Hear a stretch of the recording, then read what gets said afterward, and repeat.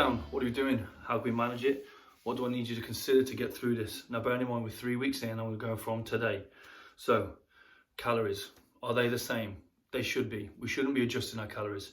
The only way you should adjust your calories is if you're looking to put weight on and it stopped, increase.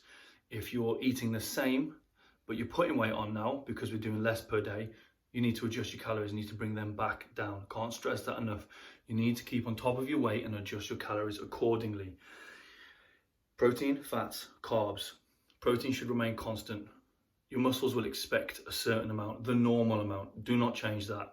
Fats, essential fats, your body needs those to build muscle, hormonal function, hormonal support, joints. The list is endless for essential fats.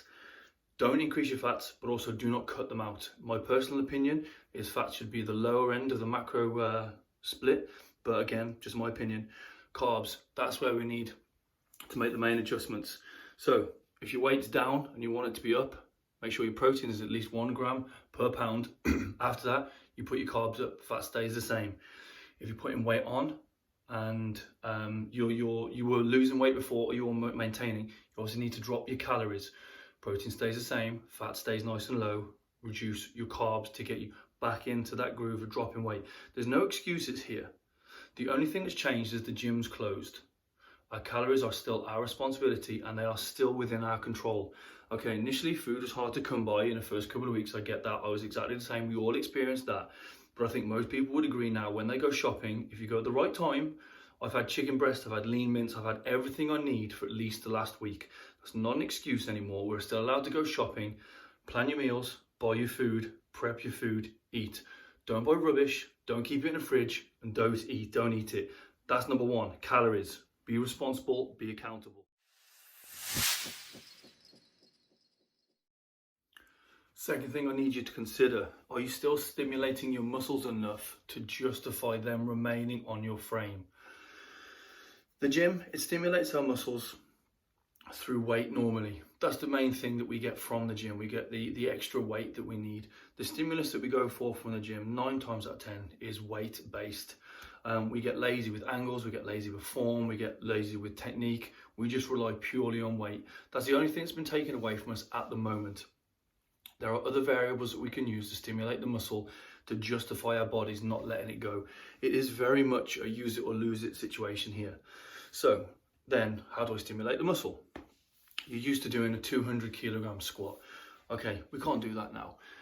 By now, again, 3 weeks in, you should have at least acquired some sort of resistance bands or as much weight. You should have put messages on Instagram, Facebook. Has anybody got any, you've seen it, has anybody got any weights lying around? If you're not there yet, I would then question as to how much you want results, how much you want to keep the muscle on your frame. We're 3 weeks in now. So resistance bands, completely the right thing to get. They're cheap, they're easy to use, they're versatile, and they work extremely well. And you can get some phenomenal resistances now. Whether you double the bands up, it doesn't matter, they're just phenomenal. So are you stimulating the muscle? Bands will add resistance, and some of the resistance will be better than the gym because the band is constant resistance. We're not using gravity when we've got a band. So you get resistance from the start and the finish of the motion. It's resistance the whole time through. They are phenomenal. So what do we need to do? We need to continue to stimulate the muscle through time under tension, one of the biggest. We need to take it to absolute failure. We need to make sure the angles, we can change the angles, we can change the tempo, the speed. We can do pre-exhaust, post-exhaust. There's so many different methods we can use to stimulate. 40% of your 1 rep max has been shown at the higher rep range to maintain muscle. So if you're used to doing your squats with 100 kilos, 40 kilos, everybody weighs more than 40 kilos. So body weight all of a sudden at the higher rep range, I'm probably talking 40, 50 reps of slow, controlled, conscious reps. Not just stand there and bounce up and down as quick as you can to get 50 reps done. That's not going to benefit anybody. It wouldn't benefit you in the gym before. So we need to be slow, steady, conscious. We need to take advantage of long levers. You need to make things difficult for yourself. Slow the pace down. We need to do pre and post exhaust methods. So for example, let's say you want a squat wants to be the main exercise that you want to base it around. Okay, so what we're going to do, we're going to do a squat hold first. We're going to do that for a minute. Okay, we've got nothing but time at the moment. Squat hold for a minute, then you do some walking lunges down the garden, some walking lunges back, and let's say you've got 50, 60 kilos that you've managed to scramble together on a bar.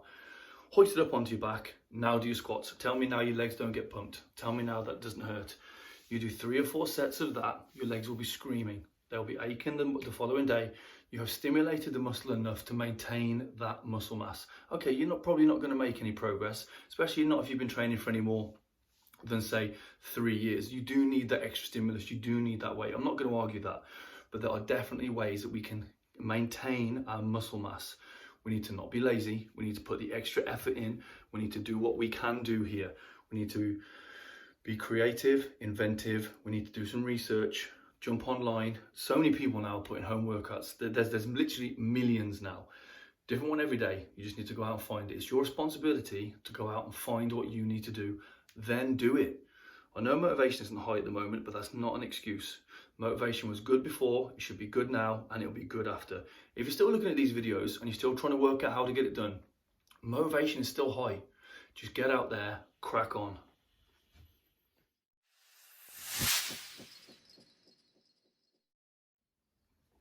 Third thing you need to make sure that you're doing is that you're making some sort of progress. Excuse me. So with the progress, every time you do a workout, make sure you're logging in what you do, how many reps, how many sets, exactly the same as you would normally.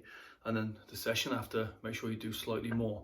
Still part of the progressive overload system. It will still stimulate new weights and justify the muscle mass still being on your frame. We need to take the progression to failure with more weight over and over and over again. If you're the first sort of year, maybe 2 years in, there's still plenty of spec and scope here for progress. You can still make gains depending on your experience level, depending on how much weight you're used to using in the gym, depending on how much weight you can get at home. Progress can be made. If you're sort of 2, 3 years in, 4 years in, I think maintenance is as much really as we can hope for. Again, based on the other variables which we've been into. But again, we can do as much as we can to stimulate the muscle by constantly progressing. Any progress is what we're looking for here. 1 or 2 more reps, 1 or 2 more sets, however it comes, progress is key. Also keeps you well motivated because you can see the training is working. Feel a sense of pride because you did more than last week and we keep getting that fix. Keep progressing, very, very important.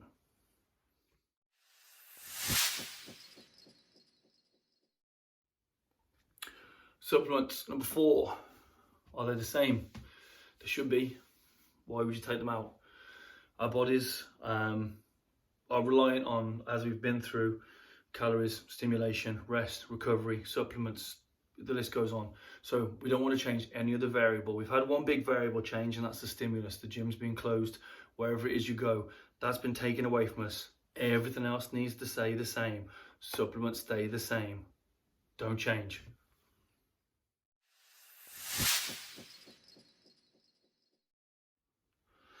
Last one, wrap it up. Rest.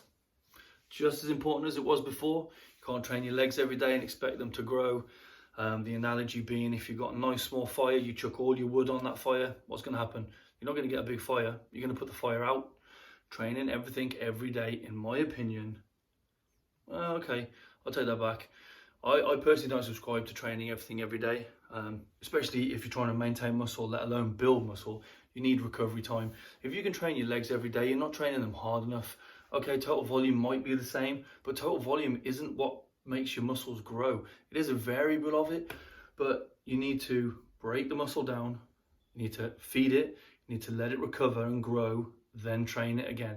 If your body can do those 3 or 4 different principles within 24 hours, which at the beginning of your training, depending on recovery, calories, blah, blah, blah, different body types, different type of training, your body may be able to. So I'm not saying it doesn't work. I'm not saying it can't work.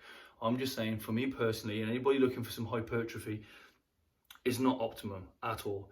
You want to stimulate the muscle, train it hard, train it heavy, let it recover, feed it, let it fully grow. Then only once it's recovered do we then train it again. Legs, for example, anybody that's trained a heavy, serious leg session is not ready to train legs again, at best 3 or 4 days. And if it's any sooner than that, I would argue that you're not training your legs hard enough and heavy enough. It's a tough pill to swallow for some people. They think they train hard, they just don't. but not through arrogance or ignorance. I just don't think they know what a hard training session is. They think they train hard, so they train hard. Put them next to somebody who trains legs hard, and then they'll see the difference. So, gone slightly off tangent. Rest. Make sure you're recovering. Make sure you're resting well. Make sure you take time out, same as you did before. For us, the gym is an escape. It's where we go. It's where we get our one-on-one time. Headphones in. We zone out. We get rid of the stresses of the day. Make sure you still get that. If you're training at home, close the door. Turn the phone off. Put some music on. Try and get that away time. Cortisol overall will come down because you're de-stressed. Remember, we've got control over so many variables now. Stress isn't really a major factor from the training standpoint. I'm not talking about everyday life and everything else is going on. That's a different subject. Training, we have control. Only one variable is taken away. We've got 5 variables in front of us that we've discussed. We have control of all of them. We have tools. Go away, put a plan together, make it happen. My Instagram's Mitchy G. If you need anything, reach out, follow me. If you get anything from the video, please like it. It's the whole point of this. I need to know that I'm connecting with people. Help is all I'm trying to do, and this is just based on my opinion. Crack on, stay strong.